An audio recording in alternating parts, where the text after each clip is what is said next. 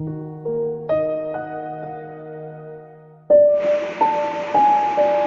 बार की बात है, एक रियासत के मंत्री ने राजा को अपनी बेटी के विवाह समारोह में निमंत्रित किया। जब राजा अपने परिवार के साथ विवाह समारोह में पहुंचा, तो मंत्री उन्हें सम्मानपूर्वक विशिष्ट आसन पर बैठाने ले गए। तो मंत्री यह देखकर बहुत लज्जित हुआ कि एक सफाई कर्मी वहां बैठा हुआ था।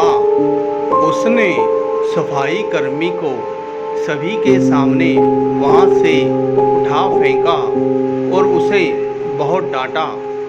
सफाई कर्मी ने बहुत अपमानित महसूस किया और बदला लेने की योजना बनाने लगा।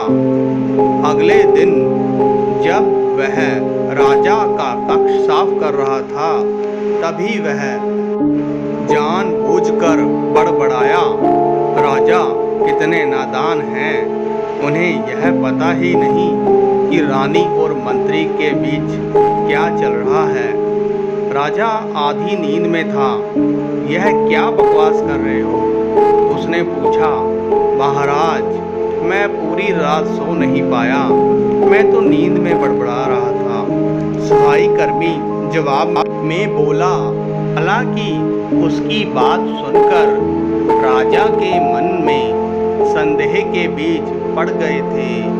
राजा अब मंत्री से चिढ़ने लगा और समय समय पर अपमानित करने लगा।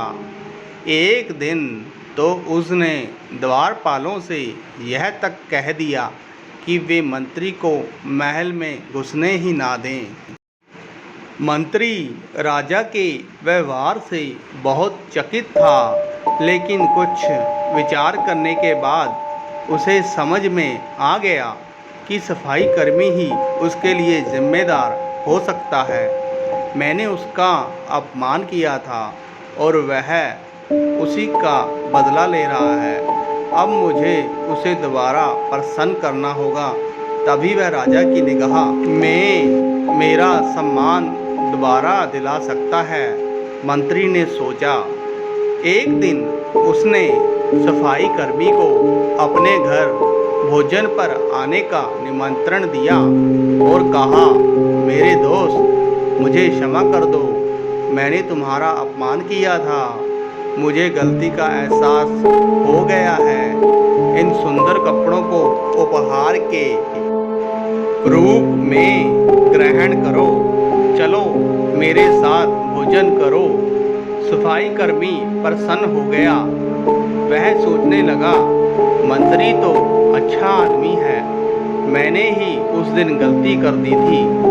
अब सफाई कर्मी प्रसन्न था और प्रयास करने लगा कि मंत्री के बारे में राजा की धारणा बदल जाए।